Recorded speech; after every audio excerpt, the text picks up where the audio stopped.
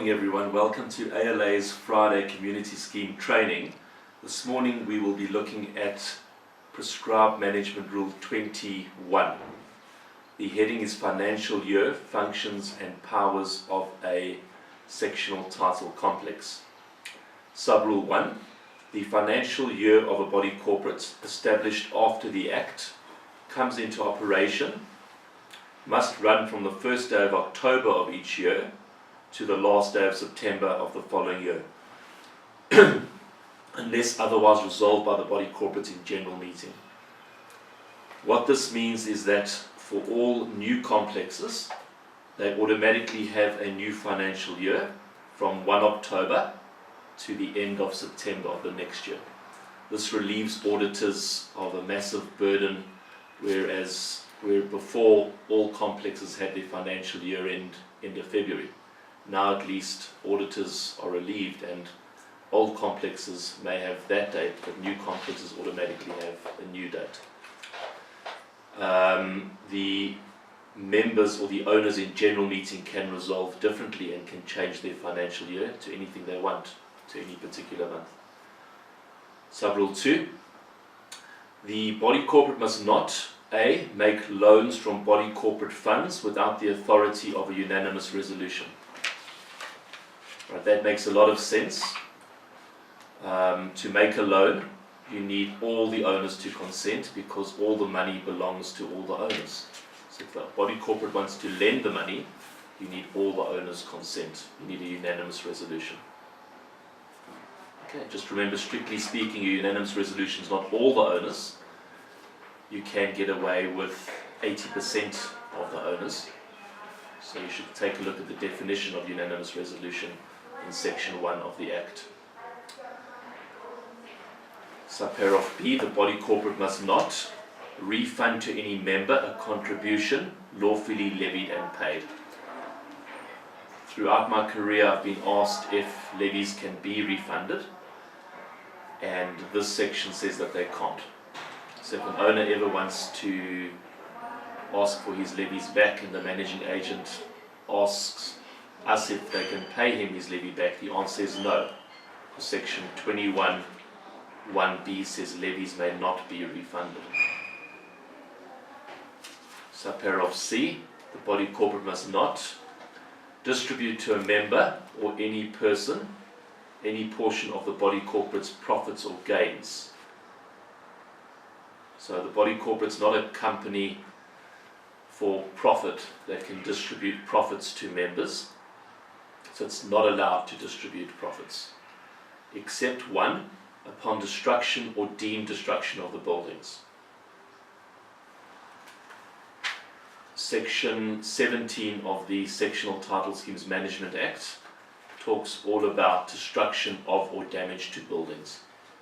So if you want to read up about that, take a look at Section 17 of the STSMA.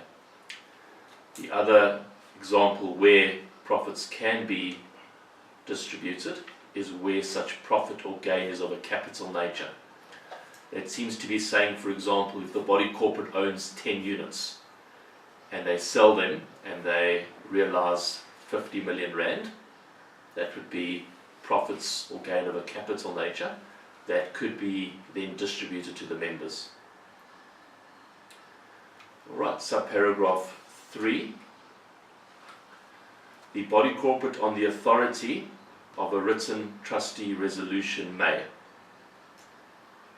So we're now talking about the trustees resolving. A. Levy members with a special contribution if additional income is required to meet a necessary expense that cannot reasonably be delayed until provided for in the budget for the next financial year. So these are commonly referred to as special levies, and the trustees resolve a special levy.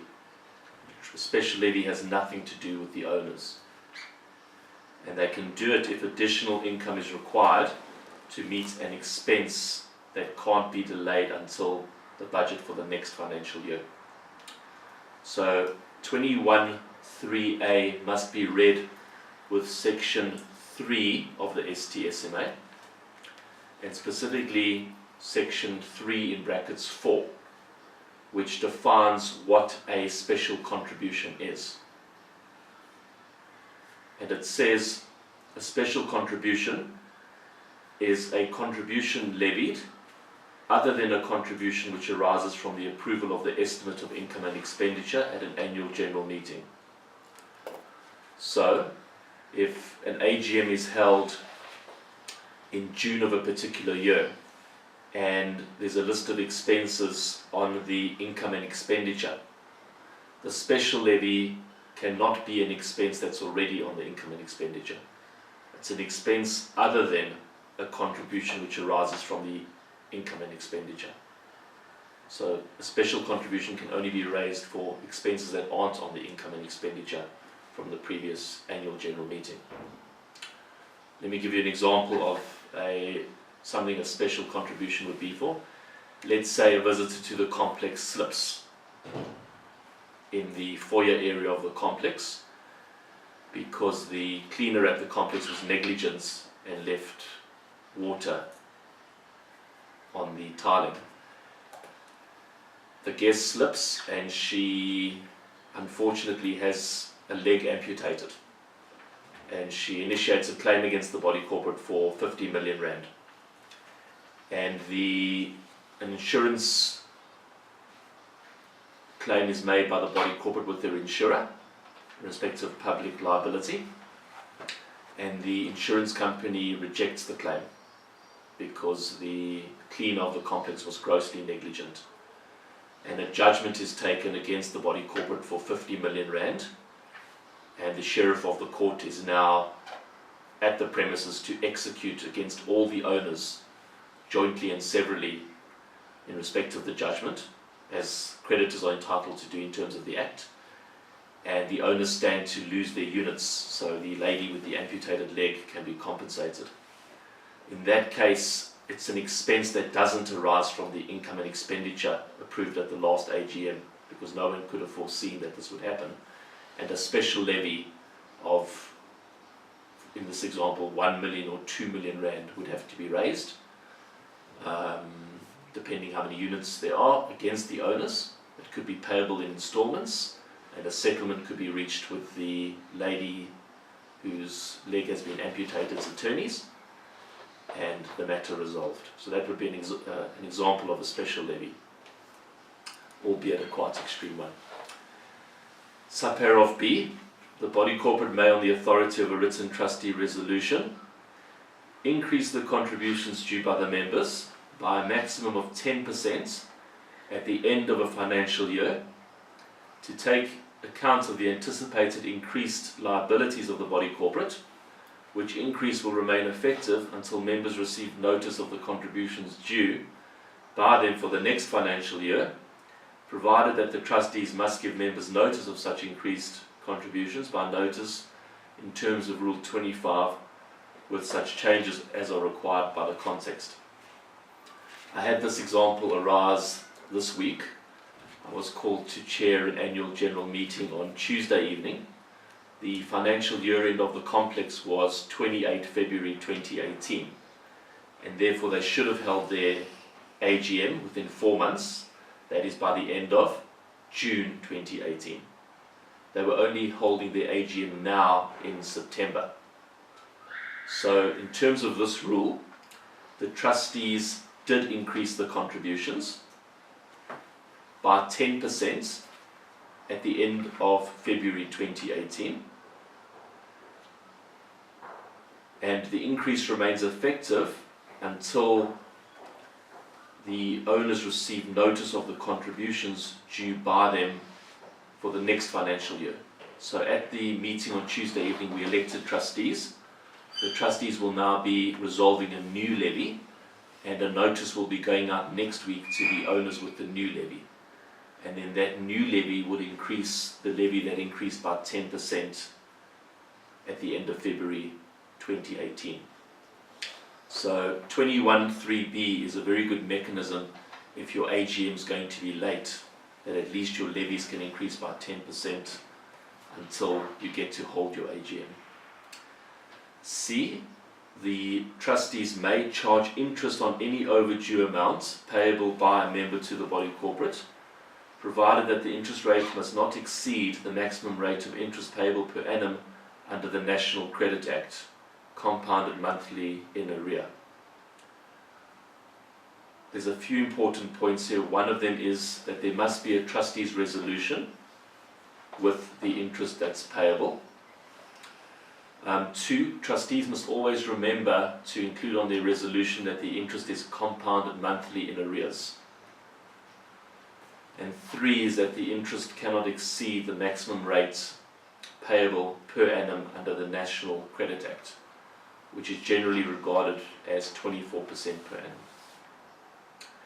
D, the trustees may invest any monies in the reserve fund referred to in sections 3(1)(b) of the Act in a secure investment with any institution referred to in the definition of financial institution in section 1 of the Financial Services Board Act. Previously, before the STSMA started on 7 October 2016, trustees could only invest money in a bank account, and that limited the return on their money. Hence the legislature coming along and now saying that monies can be invested in a secure investment with any institution as defined in the Financial Services Board Act. So if that Act permits the trustees to buy unit trusts or to trade on the stock exchange, then the trustees may do that. So one must have reference to the Financial Services Board Act, and that's only in regards to monies in the reserve fund. We know that a body corporate has 2 funds. They have the administrative fund, which the normal levy comes into, and they have the reserve fund, which the reserve fund levy comes into. This rule is only talking about reserve fund levy investments. E, the trustees may enter into written and signed contracts in respect of its powers and duties under the Act and these rules. It's quite a standard one. If the rules or the Act enable them to do so, they may enter into written and signed contracts. F, the body corporate may join organizations and subscribe to services to further its purposes under the Act and these rules. G, they may delegate to one or more of the trustees, to a member, agent, or an employee such of their powers and duties as they may deem fit, and at any time to revoke such delegation, provided when they delegate any power or duty they must specify in writing the power or duty concerned, a maximum amount of the body corporate's funds that may be spent for a particular purpose, and any conditions that may be applicable. H, the trustees may approach the Community Scheme Umbud Service for relief. Prescribed Management Rule 4, subparagraph 4. The body corporate must ensure that all money received by the body corporate is deposited to the credit of an interest-bearing bank account. A, in the name of the body corporate, or that is a trust account opened in terms of either the Estate Agency Affairs Act or the Attorneys Act. So when owners pay levies, it's either got to be directly into a bank account in the name of the body corporate, or into normally a trust account opened in terms of the Estate Agency Affairs Act. That means that your managing agent is an estate agent, he has a Fidelity Fund certificate, and he's opened a bank account in terms of the Estate Agency Affairs Act, and then the levies would be payable into that bank account, which the managing agent would manage for the body corporate. Alright, that is Prescribed Management Rule 21 to the STSMA, and we will see you all next week.